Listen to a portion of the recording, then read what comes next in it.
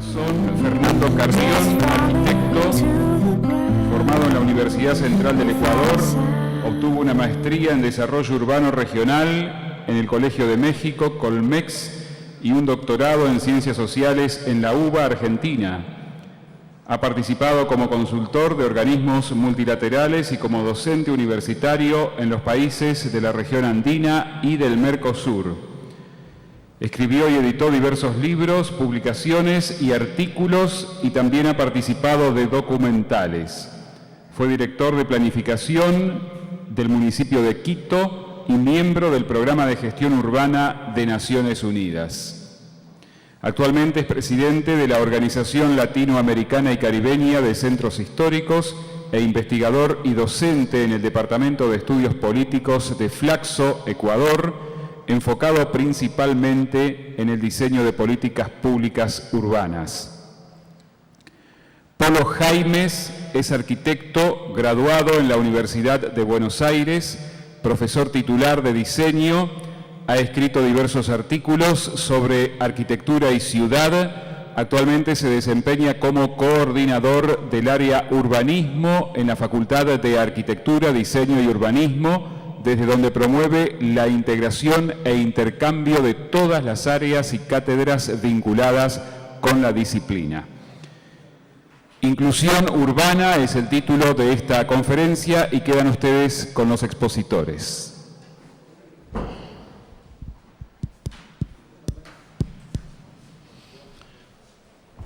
Un saludo cordial a todas y a todos aquí presentes y un agradecimiento a los organizadores de este importante seminario y sin duda la gratitud por poder presentar algunas ideas frente a ustedes como para debatir respecto a las mismas.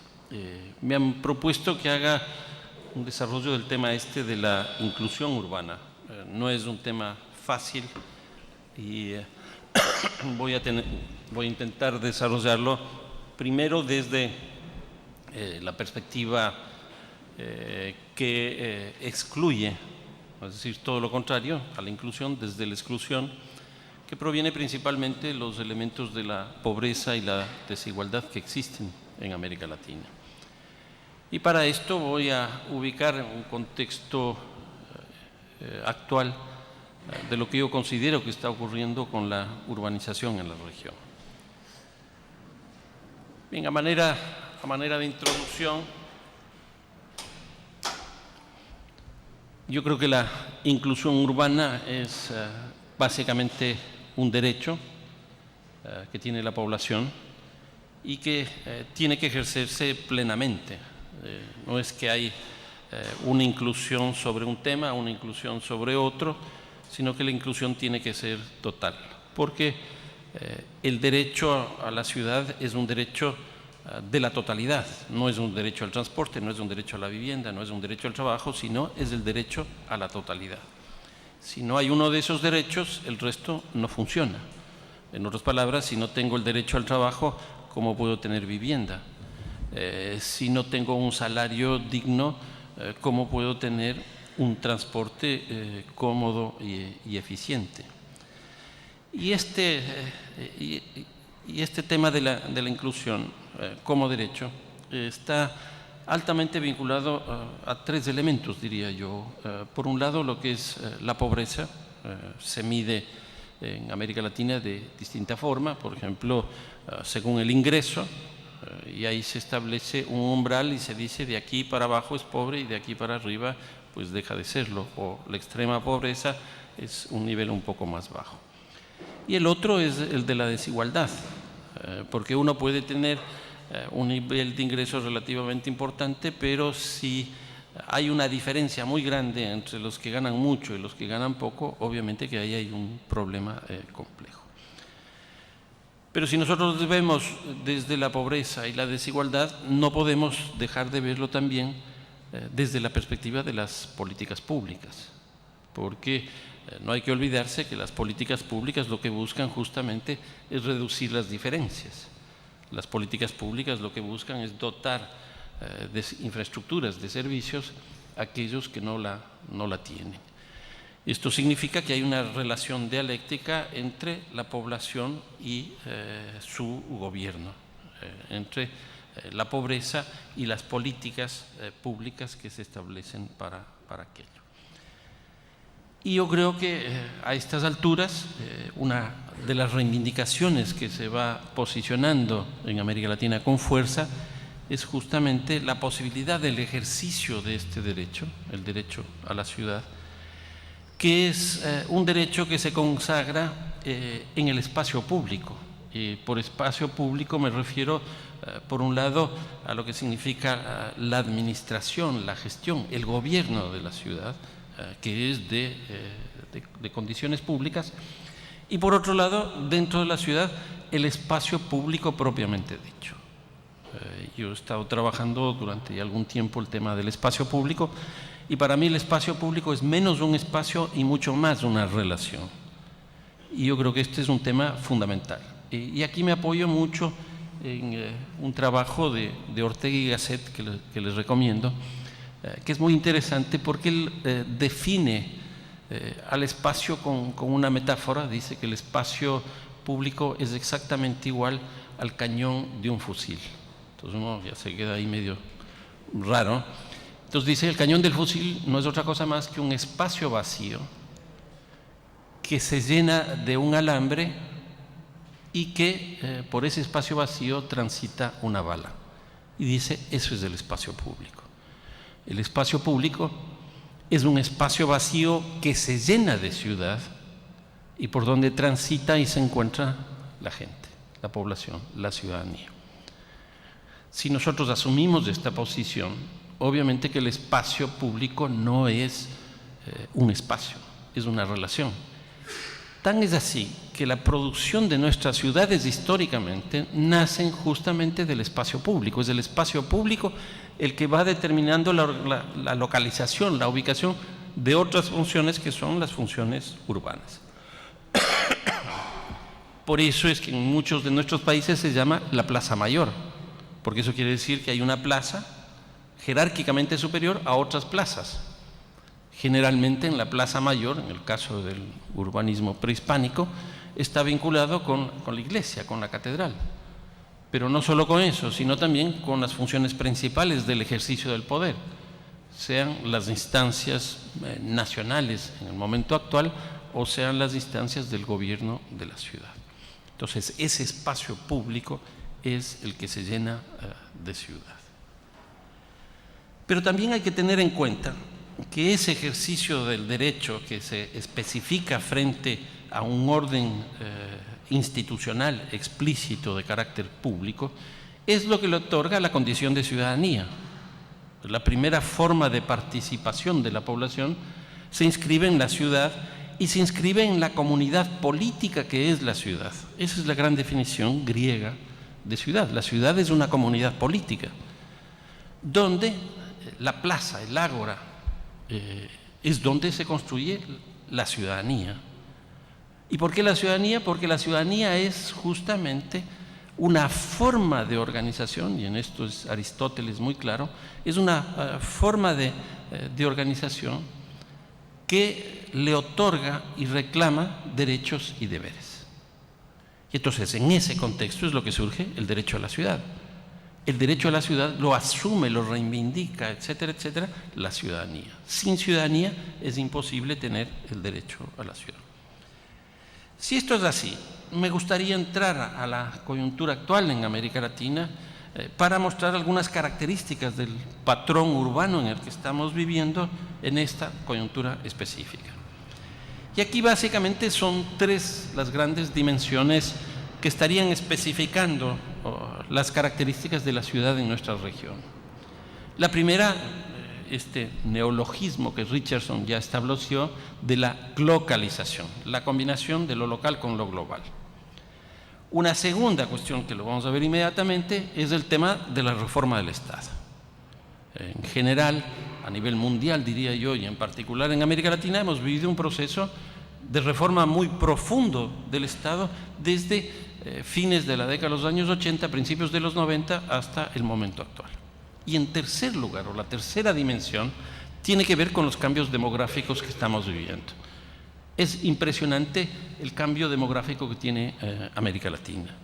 Yo tuve la suerte de participar en el informe de desarrollo de las ciudades y ahí yo planteé, y que después el nombre del informe terminó con una ligera variación, yo planteé que estamos viviendo una transición demográfica por los cambios demográficos que estamos viviendo, y el libro pasó a llamarse Transición Urbana, que a mí me parece que más lógico era transición demográfica que urbana. Bueno, entonces son estas tres dimensiones. La primera, la localización, esto de unir lo global con lo local. Lo local no existía hasta que no aparece lo global.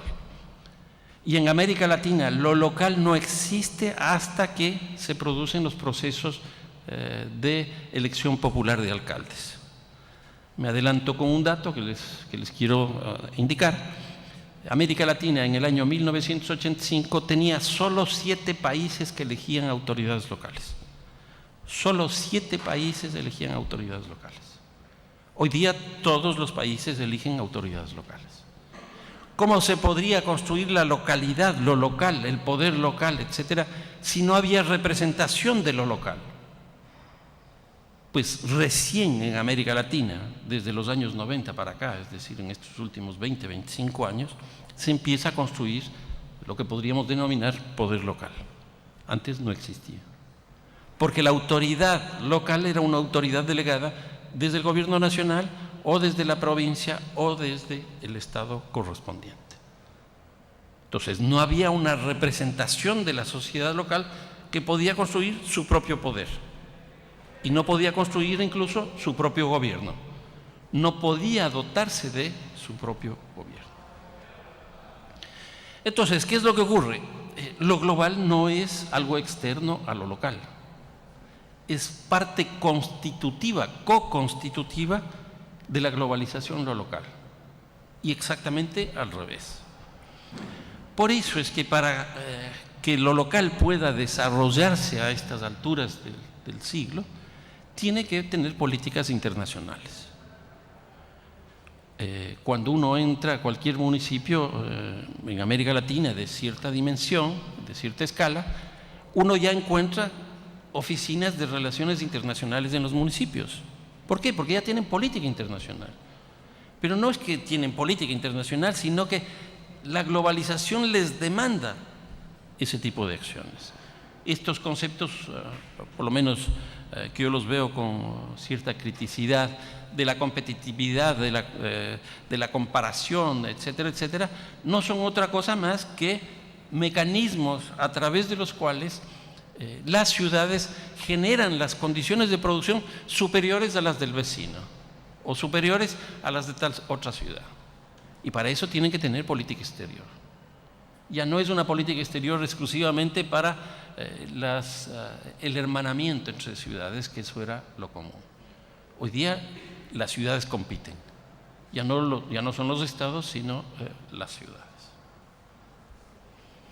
Y esto está trayendo, esta nueva inserción de la ciudad en el mundo, en la red global, como diría Saskia Sassen, está trayendo nuevas formas de inclusión, que es el tema que me toca desarrollar, y obviamente de exclusión. Todo este proceso de globalización trae inclusiones y exclusiones. Lo primero que sale a la luz es que en este proceso de globalización las ciudades terminan siendo espacios estratégicos, lugares estratégicos para la inserción de lo local en lo global. Salió hace un par de años un estudio hecho por la Universidad de Alcalá de Henares de España con el BID, donde se estableció un rango de ciudades globalizadas. Para que ustedes vean, la primera ciudad de América Latina o las primeras ciudades de América Latina están en el tercer rango. En el primero están las ciudades mundiales, como el caso de Nueva York, el caso de París, Tokio, etc. Después están las ciudades globales, que les llaman así explícitamente, como el caso de Berlín, Barcelona, Washington y tal. Y recién en el tercer nivel aparecen ciudades definidas como las ciudades continentales, donde está Ciudad de México, está San Pablo y está Buenos Aires. En el tercer nivel de las ciudades mundiales, América Latina empieza a representarse. Y se representa sin duda por las ciudades más grandes. Entonces, ¿qué significa esto? Que nosotros, con el proceso de globalización, también estamos excluidos, si se quiere, de este gran desarrollo que tiene ribetes de carácter mundial.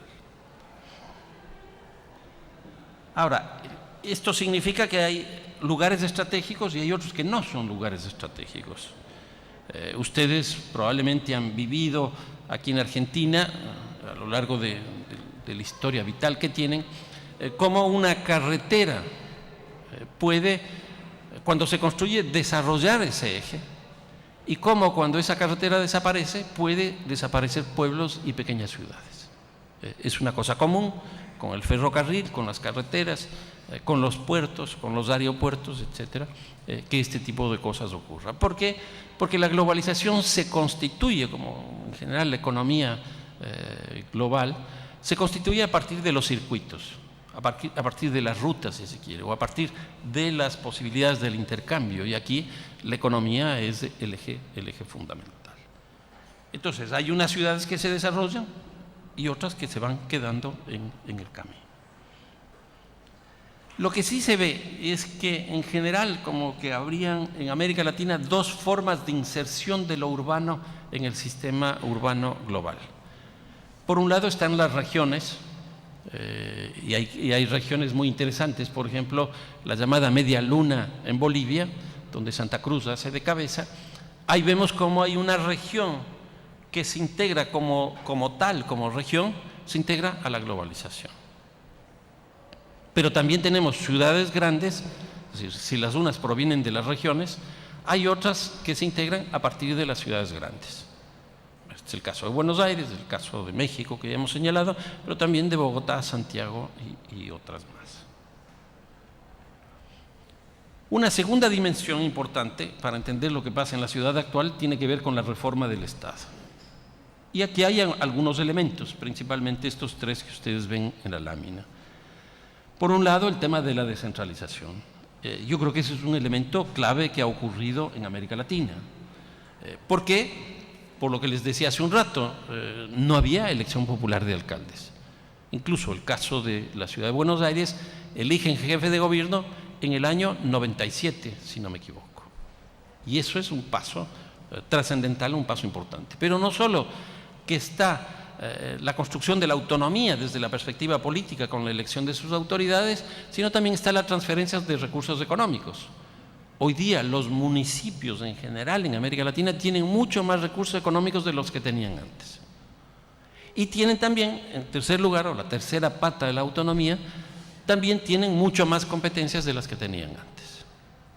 Entonces, obviamente, si nosotros ya elegimos autoridades municipales, estamos construyendo un poder local que tiene, además de una representación directa de la sociedad local, tiene recursos económicos y tiene competencias específicas.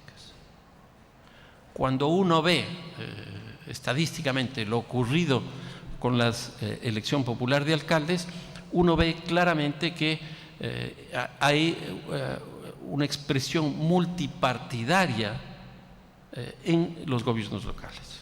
O sea, si antes eran, por decirlo de alguna manera, entre comillas, apolíticos, a partir de fines de los 80, principios de los 90, todos los municipios empiezan a politizarse. Y yo creo que eso es muy bueno, porque la politización no es otra cosa más que la representación de la sociedad para dotarse de su propio gobierno, obviamente con las limitaciones frente a lo nacional, porque no hay que olvidarse que la autonomía es una forma de subordinación a un orden institucional estatal. Porque si estamos hablando no de autonomía, sino de independencia, estamos creando otra soberanía, que es totalmente distinto. Un poco el debate que han tenido en este último tiempo en el caso de Barcelona. Ahí el debate es autonomía, independencia, autonomía, independencia. Autonomía es básicamente estar dentro del marco estatal español, y la independencia es crear otro país. Un segundo componente de la reforma del Estado tiene que ver con las privatizaciones. Y esto, sin duda, es un elemento clave. ¿Por qué? Porque esta privatización lo que hace es una recomposición de los capitales y le asigna un nuevo rol al mercado y obviamente al propio Estado, al propio sector público. ¿Por qué? Porque el Estado tiende a desregularizar su función antigua. Y entonces es el mercado el que organiza la sociedad. Cuando uno ve la relación entre privatización y descentralización, lo que estamos viendo en general en América Latina es que el peso de la privatización fue mucho más significativo que el de la descentralización. ¿Por qué? Porque lo que ocurrió fue que se descentralizaron ciertas funciones a los gobiernos locales, es decir, se les dio mayores recursos y mayores competencias frente al Estado Nacional, pero frente al mercado fueron mucho más débiles. Y entonces lo que nosotros tenemos en ciernes, o ya consolidado, es lo que se ha llegado a denominar ahora con mucha fuerza en América Latina la ciudad neoliberal. El peso del mercado fue más allá del peso que tuvo la descentralización. Y la tercera condición de la reforma del Estado tiene que ver con la apertura económica. Y aquí lo más interesante en términos de las ciudades es que con la apertura ya no hay una competencia interestatal, sino hay una competencia interurbana. Y esta competencia interurbana está llevando, por ejemplo, a la constitución de verdaderas burocracias internacionales, y no lo hablo peyorativamente, sino ya a la consolidación institucional de organizaciones mundiales que defienden lo urbano, defienden la ciudad. Si antes teníamos Naciones Unidas, que nace, como ustedes saben, a partir de la Segunda Guerra Mundial, donde se establece una organización de todas las naciones. Obviamente la FIFA tiene más miembros que Naciones Unidas, porque nos representa obviamente mucho más. Y en el caso de los municipios se fusionan, no hace mucho tiempo, 3 o 4 organizaciones que venían impulsando este tipo de reivindicación de la Organización Internacional de las Ciudades y constituyen lo que se llama hoy día el CGLU, Ciudades y Gobiernos, Gobiernos Unidos, Locales Unidos. Es una sigla tan horrible, pero bueno, pero es lo que tenemos. Entonces, se cae la competencia de los estados y empieza a emerger la competencia en las ciudades y crece la organización internacional, su burocracia, su institucionalidad, con el peso, por ejemplo, que hoy día tiene Hábitat desde la representación de los estados y CGLU desde la representación de los municipios. Y la tercera característica que ocurre simultáneamente en la misma fines de la década de los 80, principios de los 90, es esto que yo llamo la transición demográfica. ¿Qué es lo que nosotros vemos? Claramente una reducción de las tasas de urbanización. Si en 1940 nosotros teníamos una tasa de urbanización de alrededor de 4.8%, hoy día la tasa de urbanización en América Latina está por debajo del 2%, de promedio regional. ¿Qué significa esto? Significa que ha habido o estamos viviendo el ciclo del fin de la migración del campo a la ciudad. Yo sostengo eso explícitamente, que se cerró ya el ciclo de la migración del campo a la ciudad. Lo que señalaban el día de ayer, que Buenos Aires en estos últimos 60, incluso dijeron 70 años, la tasa de urbanización ya se detuvo, ya no crece más Buenos Aires. Bueno, eso es lo que está pasando en muchas ciudades, quizás no con tanto tiempo de antelación, pero hay muchas ciudades grandes que ya pararon su ritmo de crecimiento. ¿Por qué? Porque ya no hay migración del campo a la ciudad. ¿Qué es lo que ocurrió con el cierre de este ciclo de la migración del campo a la ciudad? Es que se abrieron nuevas formas de migración. Una de ellas es la migración urbana-urbana. Si antes teníamos esto que Brian Roberts llamaba en su libro maravilloso Ciudades de Campesinos, teníamos una economía campesina funcionando en las ciudades, las villas miseria con ganado, con gallinas, etcétera, etcétera, una economía campesina que operaba allí. Hoy día eso ya no existe. hay un cambio sustancial.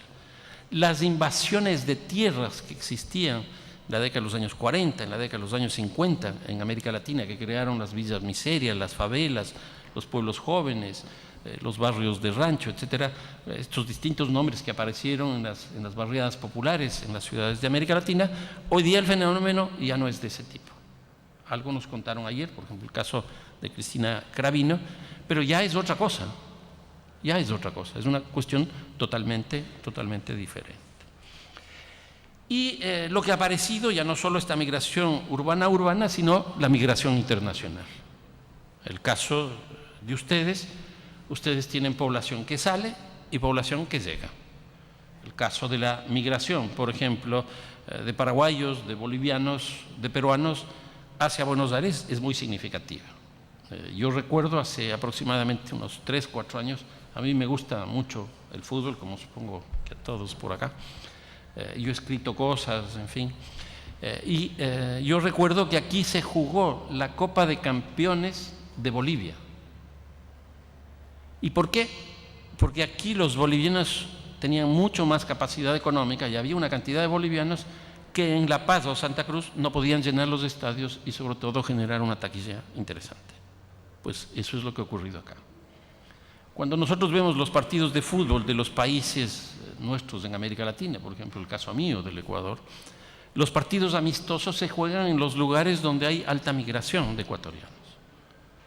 Y es muy interesante porque en esos partidos, en esos estadios, qué sé yo, en los Estados Unidos, en España, donde hay fuerte migración ecuatoriana, el ecuatoriano recupera el lenguaje ecuatoriano, recupera las tradiciones, se vincula con la familia y ese estadio termina siendo una especie de punto de encuentro con el pasado, pero en el presente vivido. En eso, obviamente, que es muy interesante.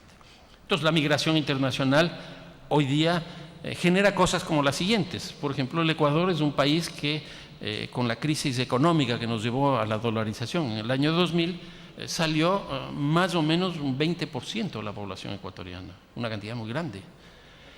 ¿Y qué produjo esto? En términos, por ejemplo, de las infraestructuras. La telefonía celular se disparó. El Ecuador debe ser uno de los países de América Latina que tiene la tasa más alta de telefonía celular. Lo que ocurrió es que los migrantes en los Estados Unidos y los migrantes en España lo que hacían era pagar el servicio de la telefonía. Por ejemplo, en el caso de Movistar, que es Telefónica de España, pagaban el servicio en España, enviaban el teléfono al Ecuador y esto les servía para comunicarse. Es muy distinto una migración actual de carácter internacional con la migración que les señalaba del caso de Brian Roberts de los migrantes campesinos. En otras palabras, en esa época se rompía prácticamente el lazo de la relación entre el campo y la ciudad. En este no se rompe por las nuevas tecnologías de la comunicación que hace que, supongo en el caso de Buenos Aires, dentro de muchas villas miserias haya un desarrollo tecnológico con infocentros, con cafenets, bueno, todo ese tipo de cosas. Que cuando uno va a los Estados Unidos y Europa, eso uno no encuentra, porque uno tiene el wifi por todos lados. En cambio, en las villas miserias, como no hay esa posibilidad de esa tecnología, están en estos infocentros, están en los cafenets, etcétera, etcétera. Y aquí hay un hecho interesante también de remarcarse. Es que esta migración internacional empieza a generar, en términos de la vivienda, que es algo que nos preocupa a todos aquí, el hecho de que tengamos un solo hogar con 2 viviendas, pero desterritorializadas. Y obviamente construir una familia en 2 viviendas desterritorializadas, recién estamos aprendiendo a hacerlo. No es fácil, es muy complejo. Entonces, el problema de la vivienda hoy día tiene una dimensión adicional que proviene de este hecho. 2 características demográficas en América Latina que me parece que vale la pena resaltarlas. Bueno, como ustedes conocen, más o menos en América Latina vivimos 600 millones de personas y más o menos también están 500 millones de personas repartidas en más de 16.600 ciudades. Esto significa que este rato en América Latina alrededor del 80% vive en ciudades. ¿Qué significa esto? Que la urbanización de América Latina es la más alta del mundo. América Latina tiene la tasa de urbanización más alta del mundo. Y esto tiene explicaciones interesantes. Si en 1950 el 41% de la población vivía en ciudades, hoy vive el doble. Hoy vive el doble. ¿Qué significa esto? Que en 1950, para simplificarlo, había la posibilidad de que el 60% de la población que vivía en el campo migre a las ciudades. Y eso es lo que pasó. En la actualidad, con 20 o 18%, con una estructura agraria totalmente distinta, ya no hay población prácticamente para que migre. Porque si nosotros pensamos la migración como un proceso finito, pues me da la impresión que hemos llegado ya al fin de ese ciclo. Pero es interesante también esta situación porque hoy día nuestras periferias no crecen por la presión demográfica, sino que crecen más bien por la presión especulativa del suelo. Es impresionante cómo las ciudades en América Latina, sus periferias están creciendo ya no por las invasiones, ya no por las demandas de localización, los servicios, etcétera, etcétera, de la población, es decir, el derecho a la ciudad, sino más bien por los sectores vinculados al capital inmobiliario. La mancha urbana, que ayer también se hablaba, es hoy día producto principalmente de lógicas de carácter especulativo. Ahora, si está llegando menos gente a nuestras ciudades, si nuestras ciudades ya no están creciendo por cuestiones demográficas, lo que está ocurriendo es que hay un retorno a la ciudad construida, hay un regreso a la ciudad construida. Y esto básicamente plantea temas como el del espacio público. El espacio público no era un tema relevante hasta hace 15, 20 años. Hoy día sí lo es, porque es uno de los elementos principales de la confrontación política que se desarrolla en las ciudades. Si no me equivoco, hace un par de años ustedes tuvieron una invasión de un parque acá. No sé si esa invasión ya se resolvió, pero la impresión que me dio a mí es que era parte de esta situación, de este conflicto, un mecanismo de negociación no para quedarse en el parque, sino para encontrar una localización mucho más adecuada. Y eso está pasando en muchísimas de nuestras ciudades. Entonces, América Latina tiene la tasa de urbanización más alta del mundo y, en segundo lugar, es el continente con mayor desigualdad del mundo. Aquí tienen un dato de la CEPAL, de que el 10% de la población más rica de América Latina concentra el 40% de los ingresos y el 10% de la población más pobre solo el 1%. Aquí ven, obviamente, esta gran disparidad, esta gran desigualdad. El continente más urbanizado y además de más rápida urbanización, y el continente de mayor desigualdad del mundo. Obviamente que esta situación demográfica, más lo que veíamos hace un rato, tiene que tener efectos en la nueva ciudad, en esta ciudad que estamos viviendo. Y entonces aquí lo que hay son tres expresiones de la desigualdad. Una primera, hay una alta polarización de la distribución de la población en el territorio. Aquí les doy un dato para que ustedes vean la gran polarización que existe o la gran desigualdad que existe. El 0,37% de las ciudades concentran el 41% de la población. O sea, ni siquiera llega a ser el 1% del número de ciudades, sino el 0,37% concentran casi la mitad de la población en América Latina, el 41%. Al interior de las ciudades, esto que ayer también se hablaba de la ciudad popular versus la ciudad formal. Pues en América Latina el 25% de la población vive en esta ciudad popular, con las carencias que todos conocemos de infraestructuras, de servicios, de vivienda, etc. Y una tercera expresión de la desigualdad sigue siendo la del campo y la ciudad. ¿Por qué? Porque la pobreza en el campo es básicamente una pobreza de alimentación y una pobreza por ingresos. Y en el caso de la ciudad es principalmente una pobreza que viene de las necesidades básicas insatisfechas. En el un caso es por la pobreza en términos absolutos y en el caso segundo, el de la ciudad, una pobreza en términos relativos. Y el hecho de que se construya a partir de necesidades básicas insatisfechas la pobreza en las ciudades implica una característica muy particular de las políticas urbanas que se desarrollan. Si esas fueron algunas dimensiones o expresiones de la desigualdad, podemos ver también una nueva dinámica de la ciudad. Si tenemos alta tasa de urbanización y mayor desigualdad, obviamente que esto impulsa una dinámica y una forma de organización de la ciudad en América Latina. En primer lugar, en las ciudades donde se concentra la mayor cantidad de las demandas sociales y económicas, es decir, de empleo, de agua potable, de recolección de basura, del tema ambiental, del transporte, etcétera, etcétera, etcétera. Al extremo de que incluso termina siendo mucho más cara la vida del pobre que la del rico y de menor calidad. Porque, por ejemplo, para tomar el micro, tiene que tomar un micro para salir de la Villa Miseria que le cuesta una cantidad superior a lo que cuesta el transporte formal. O el caso del agua potable, como la canilla, el tubo no llega hasta la Villa Miseria, tienen que ir a tomar el agua en otro lugar. O hay estos famosos tanqueros que llevan el agua. Y siempre sale más caro. El pobre tiene que pagar mucho más que el rico. Y no solo que paga más, sino que la calidad es inferior.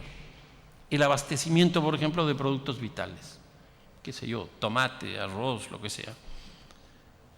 Las tiendas de abastos en los barrios populares surgen de una cadena de intermediación impresionante, que encarece sin duda esos productos vitales, pero también va deteriorando esos productos vitales.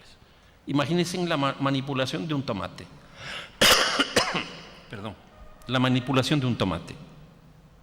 Entonces, la calidad es absolutamente mala. Entonces, por un lado hay el incremento de las demandas, vivienda, servicios, equipamiento, infraestructuras, etc. Por otro lado también se ve claramente que esas demandas desbordan la capacidad de respuesta que tiene el sector público, local y nacional. No tienen ni siquiera los recursos como para enfrentar esto. Y la tercera cosa, que ya es un problema de decisión política, es que con la crisis de la planificación que se vivió en la época más fuerte del neoliberalismo en América Latina, lo que se ha hecho es eliminar la planificación y entrar con la lógica de los GPUs, los grandes proyectos urbanos. Y en este caso, la impresión que yo tengo con el retorno de lo público que se vive en América Latina es que la planificación que nosotros estamos haciendo es exactamente la misma que se hacía hace 20, 25 años. No se ha discutido absolutamente cuál es la planificación que necesitamos hoy día. Si hace 20, 25, 30 años la planificación lo que buscaba es el ordenamiento territorial, ahora me parece que lo fundamental es que la planificación urbana lo que tiene que hacer es regular explícitamente el mercado del suelo y el mercado inmobiliario. Hay que dotarle nuevamente la capacidad reguladora al Estado. Y en este caso, principalmente del suelo y del sector inmobiliario. ¿Qué pasa con las plusvalías? ¿Qué pasa con las densidades? O sea, ya no es un problema exclusivamente de ornato, de imagen de la ciudad, sino del mercado, de regular el mercado. Porque el mercado se nos vino encima, liquidó la planificación y ahora creo que tenemos que hacer eso. Y tiene que ser una planificación mucho más ligada a la decisión de política pública. ¿Y por qué? Porque antes nos demorábamos 3, 4 años en hacer el plan, terminábamos el plan, lo presentábamos al Consejo Municipal, se aprobaba, pero la ciudad en 4 años había cambiado. Ya no era la misma ciudad. La dinámica del cambio que tenía la ciudad en América Latina, y tiene todavía, no nos permite dar el lujo de hacer estos planes lineales de diagnóstico, pronóstico y propuesta. No podemos ir así, 1, 2, 3, 4. Hoy día tenemos que hacer todo simultáneamente. Y para romper con los populismos, para romper con los clientelismos, la planificación es clave, porque así como regula al mercado, también regula al sector público. Entonces me parece que aquí una de las grandes discusiones que hay que tener es respecto de la planificación. Otro de los defectos tiene que ver con el nuevo espacio que empieza a aparecer. Esta es una frase de Saskia Sassen que dice que el norte de las ciudades del sur se articulan con las ciudades del norte. ¿Qué quiere decir? Que las ciudades nuestras del sur se articulan directamente con las ciudades del norte. ¿Cómo se articulan? Se articulan principalmente con el norte de las ciudades del sur, es decir, donde están los mercados consolidados. Por eso es que en América Latina en este último tiempo han aparecido los shopping centers, los malls, todos esos nombres de nuevas formas de consumo y nuevas formas del intercambio comercial. Entonces, esto está conduciendo a que aparezcan nuevas centralidades. Por ejemplo, todo lo que pasa alrededor de Puerto Madero y la zona esta que creo que le llaman la Cité, me parece. La City. Y eso mismo tenemos en Ciudad de México con Santa Fe, tenemos en San Pablo con la zona de Berini, tenemos en Santiago con la zona de Huachuraba, etcétera, etcétera. Entonces aquí lo que está apareciendo con esta nueva forma de articulación en la ciudad global son nuevas formas de segregación urbana. Ya no es la segregación intraurbana exclusivamente, sino las segregaciones interurbanas. Porque, como veíamos hace un rato, las relaciones que tenemos entre las ciudades son cada vez más significativas. Y un elemento importante es que esta desigualdad que habíamos visto termina también cuestionando la democracia representativa nacida simultáneamente a estos cuestionamientos. ¿Y por qué? Porque si a mí este poder local, surgido de mis propias elecciones, no me resuelve el problema de vivienda, no me resuelve el problema del trabajo, no me resuelve el problema de los servicios, los equipamientos, las infraestructuras, etcétera, no me representa. Y entonces hoy día el tema de la democracia tiene que ampliarse. Y de hecho se está ampliando. Hoy día en América Latina tenemos en nuestras constituciones mecanismos como rendición de cuentas, como la silla vacía, como las consultas populares, como esta figura del defensor del pueblo. Es decir, hay una cantidad de elementos jurídicos que se han incorporado porque se ve que no es suficiente la democracia representativa. Y bueno, voy terminando dos láminas más. La última es que los efectos que produce en la ciudad es también el paso de la segregación tradicional a la fragmentación, que son dos cosas distintas. Aquí parto con una tesis de Ulrich Beck, que él dice que hoy como nunca en América Latina la distancia entre pobres y ricos es más grande. Y sostiene y dice que mientras los ricos viven el tiempo, los pobres viven el espacio. Y que en muchos casos, incluso las demandas de descentralización, obedece a esta lógica, porque mientras el rico tiene toda la tecnología para articularse por encima del espacio, estar de alguna manera de forma supraespacial, el pobre no puede hacerlo.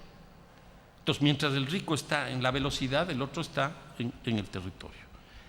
Y esto trae cuestiones como las siguientes. La educación está absolutamente fragmentada entre los estudiantes del sistema privado y los estudiantes del sistema público. La salud está exactamente igual, por la entrada sobre todo de las nuevas formas de seguridad médica, seguridad social, etc. Entonces hay hospitales para unos, hospitales para los otros. Los centros comerciales para unos, la feria, el mercado para otros. Entonces estamos viviendo en ciudades absolutamente segmentadas, donde el rico y el pobre ya no se encuentran. Pero no solo eso, sino que esta lógica de la segregación interurbana nos ha conducido a la lógica esta de las urbanizaciones cerradas. La urbanización cerrada no vive la ciudad, no es ciudad. Si quieren, en términos de lo que plantea Marc Augé, pero no es ciudad. Exactamente igual como las viviendas que han surgido a partir de la política chilena del subsidio a la oferta, que se construyen fuera de las ciudades o dentro de las ciudades, tampoco son formas de producción de la ciudad. Para que ustedes vean, el caso mexicano probablemente sea el más interesante. Con esta lógica de el subsidio a la oferta, es decir, al constructor, a la empresa privada, al desarrollista, etcétera. Este rato México tiene 5 millones de viviendas desocupadas, pero que han cumplido con los contratos establecidos, pero no producen ciudad, están vacías. Yo acabo de estar hace un par de meses en Ciudad Juárez, en la frontera con los Estados Unidos, y es impresionante ver estas casas vacías, además que se han robado toda la ventanería, las puertas, los servicios higiénicos, etcétera, están abandonadas. Y a nadie le preocupa eso. Y ese hecho de esta nueva segregación, que es la fragmentación, está conduciendo a que todos en nuestras ciudades seamos de alguna manera foráneos. Lo que yo sostengo es que hay una foraneidad que reemplaza a la condición de ciudadanía. Cuando uno entra a un country, a una de estas urbanizaciones cerradas, bueno, primero le piden la identificación, generalmente hasta la quitan, que me imagino que debe ser absolutamente ilegal, pero le quitan eso, lo cual quiere decir que uno tiene que registrarse, etcétera, etcétera. Entonces uno tiene que tener una visa para entrar allá, porque le llaman al dueño de la casa, si autoriza, sí, que pase. Entonces tiene visa. Pero no solo eso, sino que le empiezan a cachar. Tienen aduana. Entonces tienen migración y tienen aduana. ¿Qué significa eso? Que somos extranjeros dentro de nuestra propia ciudad. La música de un lado de la ciudad es distinta a la música del otro lado de la ciudad. El grafiti de aquí es distinto al grafiti de allá. Las culturas urbanas que hoy día existen son muy distintas entre sí. Y entonces, obviamente que está cambiando. Pero no solo cambia por esto, sino porque tiende a suplantar, a reemplazar a la ciudadanía, en el sentido de que para la ciudadanía el servicio, el equipamiento, etcétera, ya no es un derecho, sino es un servicio público o un bien público, como hoy día la cooperación internacional nos vende, sobre el cual nosotros tenemos que pagar. Entonces, el acceso ya no está establecido por un derecho, sino por la capacidad económica que tiene esa persona. La seguridad, que es un elemento primordial de todos los estados, es un derecho, pero hoy día está mercantilizado. Los que tienen seguridad son los que tienen dinero. Tienen seguridad privada. Para que ustedes vean, en América Latina hoy día, el número de policías públicos es la tercera parte del número de policías privados. Entonces, esta cosa beberiana del monopolio de la fuerza desapareció. En el caso de cualquier conflicto político que tengamos en nuestros países, obviamente que hay un ejército, pongámoslo en términos marxistas, un ejército industrial de reserva. Entonces, hoy día, esta foraneidad nos lleva a la mercantilización de nuestras actividades que son ordenadas en las ciudades. Y finalmente, yo sostengo que tenemos que devolver la polis de la ciudad. Hay que devolverle la política a la ciudad. El dato que yo les daba hace un momento, 7 países elegían sus autoridades. Hoy día todos nosotros elegimos nuestras autoridades locales. Eso nos da un poder supremo. Y yo creo que el elemento principal de cualquier derecho es el derecho a la política, el derecho a representarse, el derecho a tomar decisiones. Y entonces, creo que campañas electorales como las que están viviendo ustedes hoy día son muy interesantes porque estamos debatiendo el futuro de una ciudad, el caso de Buenos Aires. Antes no se debatía eso, simplemente se delegaba, tal persona es el intendente y punto. Hoy día tenemos la posibilidad de discutir el futuro de nuestras ciudades. Y les soy absolutamente sincero, en estos 2 o 3 días que estaba en Buenos Aires, muy poco he tenido la oportunidad de conversar con mis amigos que me expliquen qué es lo que quieren de Ciudad de Buenos Aires. Están a favor o en contra de uno o de otro, pero no tienen clara la ciudad alternativa. O sea, están en contra de Macri, están a favor de Macri, pero punto. No veo ahí con claridad qué tipo de ciudad quieren. No sé cuántos años son acá, ¿4? 4. ¿Qué va a pasar en estos 4 años? ¿Qué queremos que pase en estos 4 años? Y ahora es mucho más importante eso, de tener un programa, porque esto les obliga a los partidos políticos a tener un programa de ciudad. En general, los partidos políticos no tienen programas de ciudad. Ellos discuten la macroeconomía, discuten las grandes directrices nacionales, pero no están viendo lo que está ocurriendo con las ciudades. Hoy día las ciudades es el ancla fundamental de la globalización, de la acumulación económica. Y entonces las elecciones deberían obligarles justamente a que esto ocurra. Y mucho más, cuando estamos teniendo nuevos movimientos sociales, cuando vemos incluso lo que ustedes tienen, los famosos piqueteros, tienen organizaciones de mujeres que antes no existían, tienen organizaciones ambientales que antes no existían, organizaciones juveniles que antes no existían. O sea, hay un cúmulo de organizaciones que tienen nuestras sociedades locales que en muchos casos todas se definen como apolíticas. Por ejemplo, a mi hijo, tiene 21 años, no hay manera de convencerle que la política es algo necesario. No, yo quiero que el aire sea limpio, qué sé yo, pero le digo, para eso necesitas a alguien que está... No. Y eso está pasando. Nos estamos dejando, de alguna manera, ganar esa pelea. No podemos dejar todo esto en manos del mercado. El mercado nos ha mostrado las grandes limitaciones y los grandes problemas que tiene. En esto me parece que un elemento clave es la planificación. Estamos en una facultad de arquitectura donde la planificación urbana es un elemento principal. Me parece que aquí debería empezar todo un debate respecto de cuál es la planificación que deberíamos tener.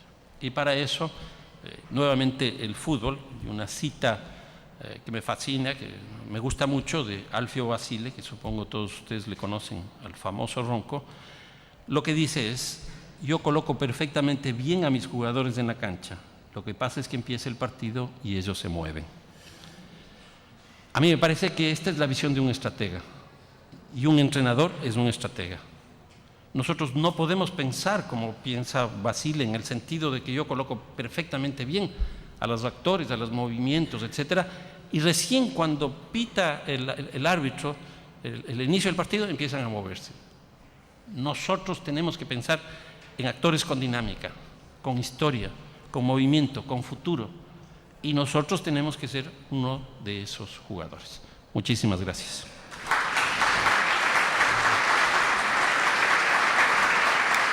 La que acaba de hacer Fernando, sino tener un diálogo breve con él en relación con algunos de las ideas que acaba de presentar, y pensando un poco y charlando anoche con él, me pareció que era más que hacer un comentario de todas las cosas interesantes que acaba de presentarnos, es hacer algunas preguntas más acerca de esto, y en todo caso, si aparecen preguntas de ustedes también, incorporarlas.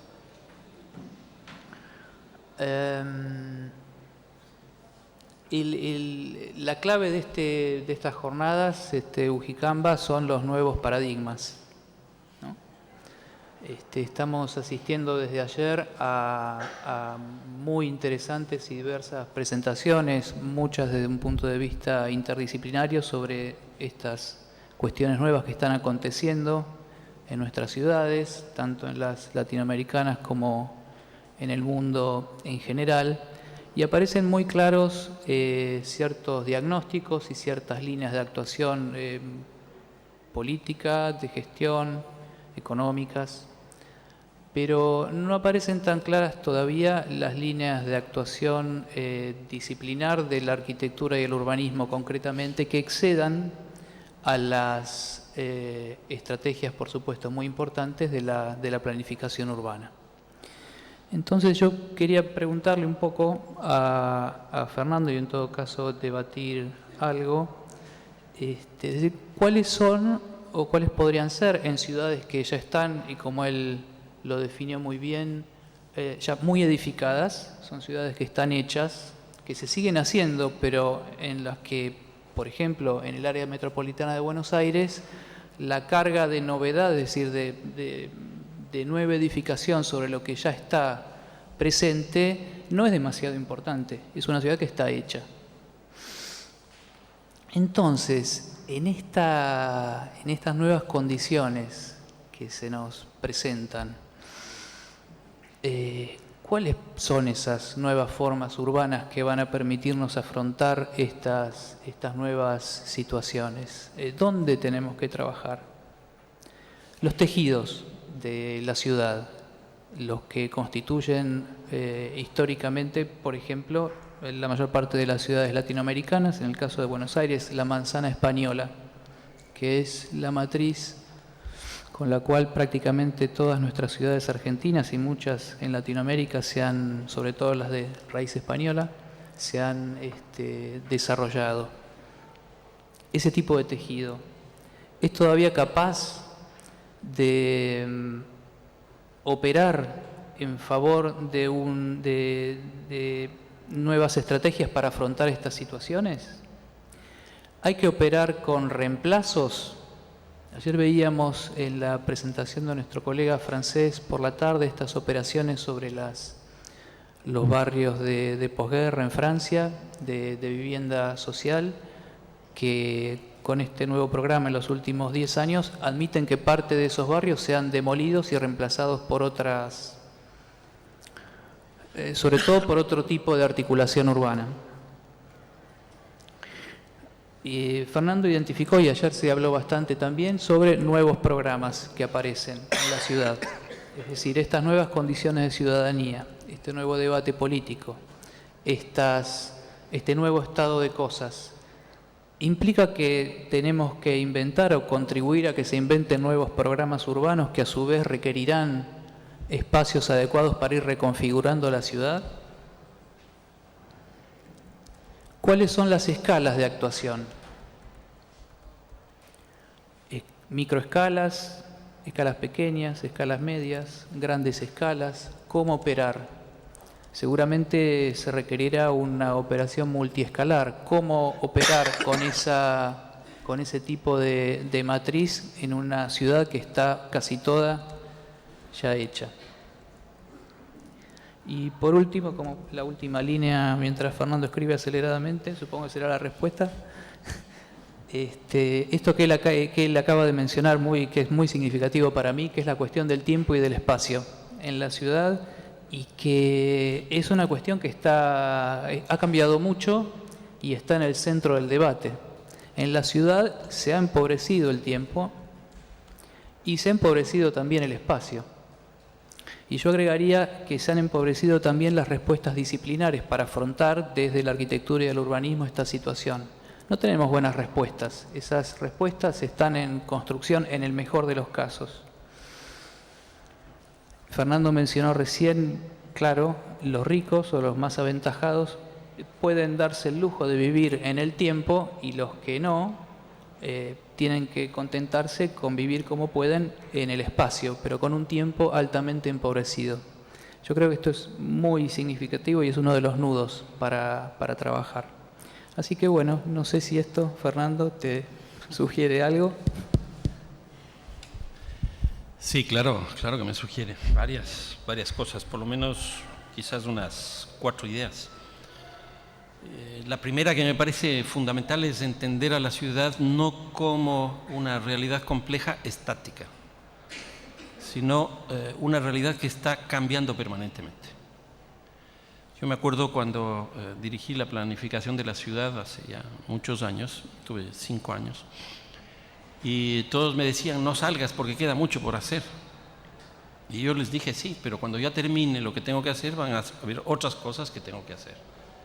La ciudad es una cosa en permanente transformación, está todo el tiempo cambiando. Y si uno no entiende ese cambio y le ve como una realidad estática, pues no está entendiendo la ciudad.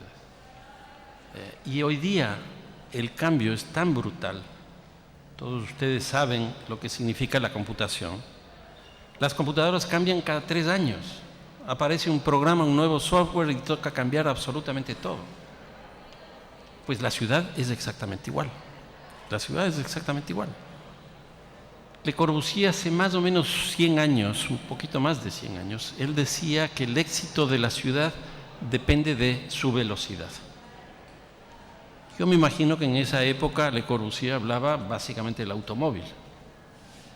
Que en esa época, no sé, probablemente 30, 40 kilómetros por hora era lo máximo que iba un vehículo. Pero hoy día la velocidad no es la de un automóvil. Cuando uno va a comprar una computadora, le dicen, uno siempre pregunta 2 cosas. ¿Qué velocidad tiene?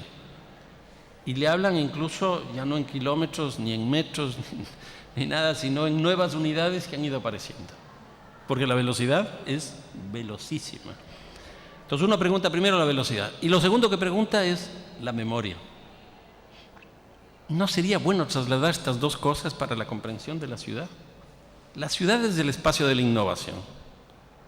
Cambia todos los días. Cambia todos los días. Y cambia a una velocidad muy fuerte.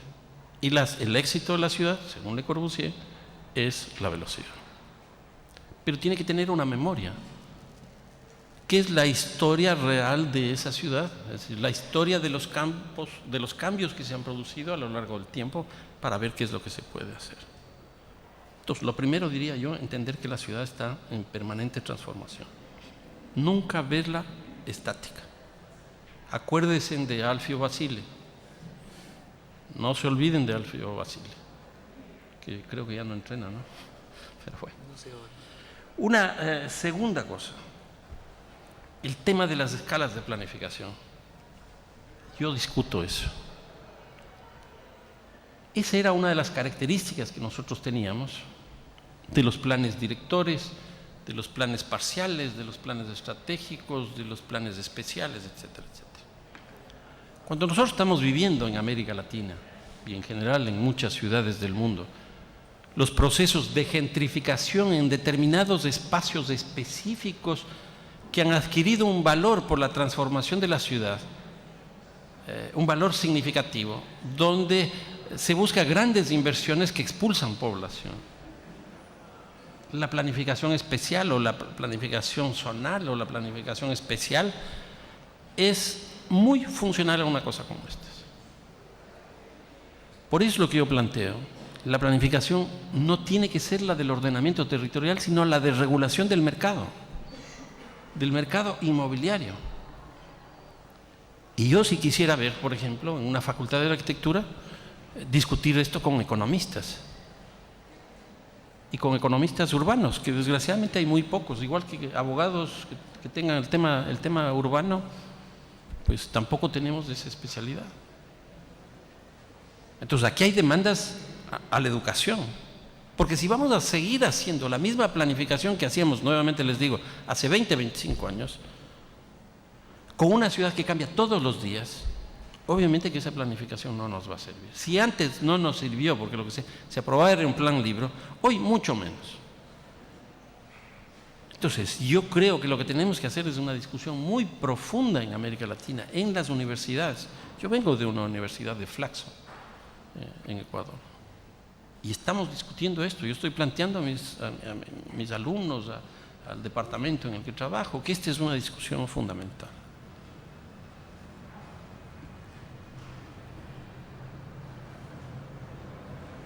Y claro, ahí vienen las discusiones incluso de los modelos de ciudades. Hoy día vemos con mucha fuerza la tesis de la ciudad compacta. Pero yo no sé, en Quito en mi ciudad se aplicó la tesis de la ciudad compacta y lo que hemos hecho es crear un tugurio. El transporte no funciona, la energía eléctrica no funciona, la recolección de basura es anacrónica, etcétera, etcétera, etcétera. Yo creo que hay que discutir también eso. Como hay que discutir la ciudad dispersa, las 2 cosas, la ciudad dispersa y la ciudad compacta. porque eso también está pasando en nuestras ciudades. Pero la ciudad dispersa hoy día es muy distinta a la que teníamos antes, con la periferia de favelas, con la periferia de villas miseria, etc. Hoy día son periferias de especulación del suelo.